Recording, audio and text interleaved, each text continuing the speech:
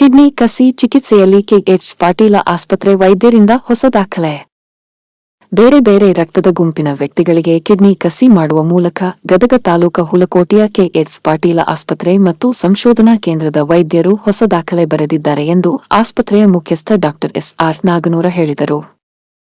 ಅವರು ಶನಿವಾರ ಹುಲಕೋಟೆಯ ಕೆಎಚ್ ಪಾಟೀಲ ಆಸ್ಪತ್ರೆಯಲ್ಲಿ ನಡೆದ ಸುದ್ದಿಗೋಷ್ಠಿಯಲ್ಲಿ ಈ ಕುರಿತು ಮಾತನಾಡಿದರು.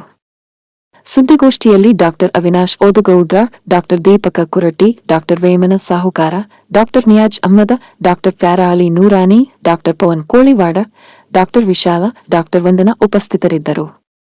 ಆರ್ಗನ್ ಡೊನೇಷನ್ ಬಗ್ಗೆ ಒಂದು ಕ್ಯಾಂಪೇನ್ ಚಾಲೂ ಮಾಡಿದ್ವಿ.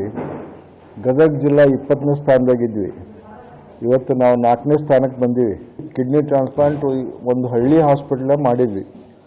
ಪ್ರೊಬಬಲಿ ದೇಶದಲ್ಲಿ ಹಳ್ಳಿಯೊಳಗೆ ಕಿಡ್ನಿ ಟ್ರಾನ್ಸ್ಪ್ಲಾಂಟ್ ಮಾಡಿದ ಮೊದಲೇ ಸಲ. ಇಂಗ್ಲೆಂಡಿನ ಮ್ಯಾಗ್ಝಿನ್ನಾಗ ಸತೆ ನಮ್ಮ ಹಾಸ್ಪಿಟಲ್ ಮೆನ್ಷನ್ ಆಗ್ಯದ. ಡಾಕ್ಟ್ರು ಒಬ್ಬರು ಬಂದು ನಮಗೆ ಕಿಡ್ನಿ ಇನ್ನೊಂದು ಮೆಥಡ್ನಿಂದ ಕಿಡ್ನಿ ತೆಗಿಯೋಕೆ ಏನು ಹೇಳಿಕೊಟ್ರಲ್ಲ, ಅವರು ತಲ್ಲೊಂದು ಇಂಟರ್ವ್ಯೂ ಕೊಟ್ಟಾರ. ನಾವು ಹುಲಕೋಟೆ ಹಾಸ್ಪಿಟ್ಲ್ನಾಗ, ರೂರಲ್ ಹಾಸ್ಪಿಟಲ್ನಾಗ ನಾನು ಕಿಡ್ನಿ ಟ್ರಾನ್ಸ್ಪ್ಲಾಂಟಿಗೆ ಭಾಗವಹಿಸಿದ್ದೆ ಅಂತ ಹೇಳಿದರು. ಅದು ಭಾಳ ಒಂದು ಖುಷಿ ವಿಚಾರ. ಆ ಹ್ಯೂಮನ್ ರಿಸೋರ್ಸಸ್ ಇವೆಲ್ಲ ಯಂಗ್ಸ್ಟರ್ಸ್ ಬಂದರು. ಇವರೆಲ್ಲರೂ ತಯಾರಾದರು. ದೊಡ್ಡ ದೊಡ್ಡ ಊರಿಗೆ ಹೋಗೋರು ಬಿಟ್ಟು ಸಣ್ಣ ಹಳ್ಳಿಗೆ ಬಂದರು, ಮತ್ತು ಗದಗ ಬಂದರು, ಗದಗಿನಾಗಿದ್ದ ಹಳ್ಳಿಗೆ ಬಂದರು. ಇವರೆಲ್ಲ ಮಾಡೋಕೆ ಹತ್ತಿದ್ರು ಅಂಥೇಳಿ ನಾವು ಏನು ವಿಚಾರ ಮಾಡಿದ್ವಿ ಅದನ್ನು ಸಾಧನೆ ಮಾಡೋಕ್ಕೆ ಸಾಧ್ಯ ಆಯ್ತು. ಡೋನರನ್ನು 3 ದಿವಸಕ್ಕೆ ಡಿಸ್ಚಾರ್ಜ್ ಮಾಡೋಕೆ ಹತ್ತಾರ. ಕಿಡ್ನಿ ಹಾಕಿಸಿಕೊಂಡವ್ರನ್ನ 5 ರಿಂದ 6 ದಿವಸಕ್ಕೆ ಡಿಸ್ಚಾರ್ಜ್ ಮಾಡೋಕೆ ಹತ್ತಾರ. Very ideal. ಎನಿ ಕಾರ್ಪೊರೇಟ್ ಹಾಸ್ಪಿಟಲ್ನಾಗ ಏನಾಗ್ತೈತಿ ಅದನ್ನು ಇಲ್ಲಿ ಸಾಧನೆ ಮಾಡಿದರು. ನಾವು ಇಲ್ಲಿವರೆಗೆ 11 ಮಾಡಿದ್ವಿ. ಅದರಾಗ 9 ರಿಲೇಟಿವ್ ಡೋನರ್ಸು, 2 ಕೆಡವರ್ ಮಾಡಿದ್ವಿ. ಅಂದರೆ ಬ್ರೈನ್ ಡೆಡ್ ಪೇಷಂಟಿದ್ದು 2 ಮಾಡಿದ್ವಿ. Such A within 1.5 years ABO ಕಾಂಪಿಟಬಿಲಿಟಿ ಇದ್ದದ್ದನ್ನು ನಮ್ಮ ದವಾಖಾನೆ ಒಳಗೆ ಮಾಡಿದ್ರು ಇವರು. ಅದು ಸಕ್ಸಸ್ ಆಗ್ಯದ. ಆ ಪೇಷಂಟನ್ನು ಡಿಸ್ಚಾರ್ಜ್ ಮಾಡಿದ್ದೇವೆ ನಾವು ನಿನ್ನೆ. ಆ್ಯಕ್ಚುಲಿ ಅವ್ರು ಅದಾರ, ನಮಗೆ ಅವ್ರು ಭೇಟಿನೂ ಮಾಡಿಸ್ತೀವಿ.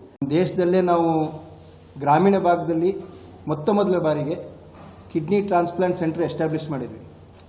ಭಾರಿ ಹೆಮ್ಮೆ ಮಾತು ನಮ್ಮ ಗದಗ ಜಿಲ್ಲೆಗೆ. ಅವ್ರ ಸಪೋರ್ಟ್ ಇರ್ಲಿಕ್ಕಂದ್ರೆ ಇದು ಆಗ್ತಿದ್ದಿಲ್ಲ.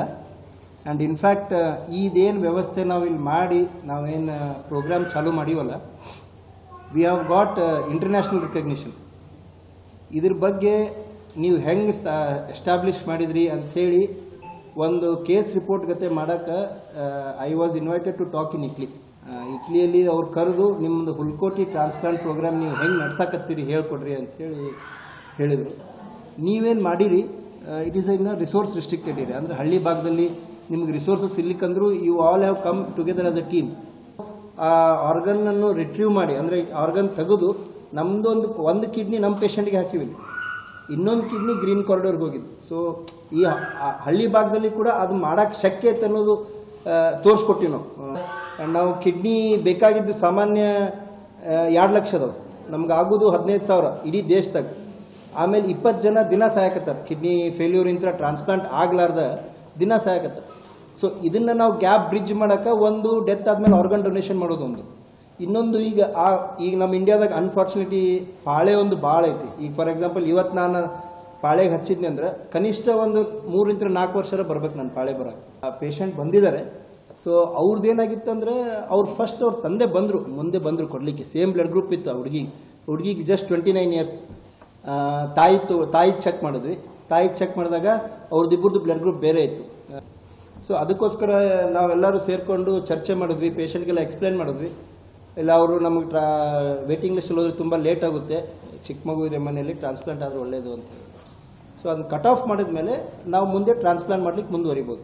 ಸೊ ಅದಕ್ಕೆ ನಾವು ಟ್ರಾನ್ಸ್ಪ್ಲಾಂಟು ಡಿಸೆಂಬರ್ 17ಕ್ಕೆ ಮಾಡಿದ್ವಿ. ನಮ್ಮ ಕೆಲಸ ಸ್ಟಾರ್ಟ್ ಆಗಿದ್ದು ನವಂಬರ್ 17ಕ್ಕೆ.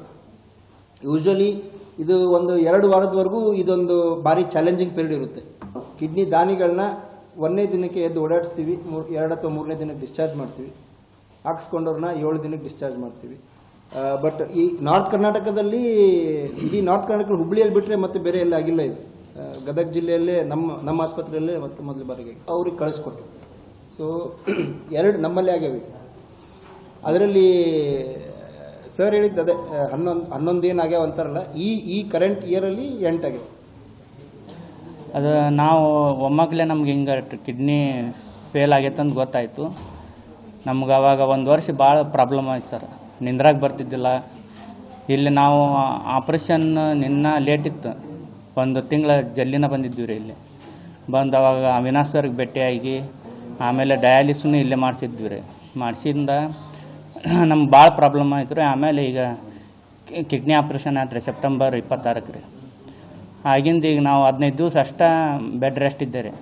ಆಮೇಲೆ ದಿನಕ್ಕೆ 8-10 ಕಿಲೋಮೀಟ್ರ್ ವಾಕ್ ಮಾಡಕತ್ತಿದ್ದೆ ರೀ.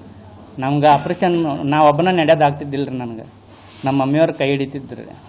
ಆಮೇಲೆ ರಾತ್ರಿ ಮಕ್ಕೊಳೋದಾಗ್ತಿದ್ದಿಲ್ಲ ರೀ. ಈಗ ಟೇಬಲ್ ಮೇಲೆ ಹಿಂಗೆ ತಲೆ ಹಿಡ್ಕೊಂಡು ಕುಂದಿರ್ತಿದ್ದೆ ರೀ ನಾನು. ಈಗ ಆಪ್ರೇಷನ್ ಆಗಿನ ಸರ ಈಗ ನಾ ಮೊದಲು ಹೆಂಗಿದ್ದೆ ಅದಕ್ಕಿಂತ ಚಲೋನ ಅದೀನಿ.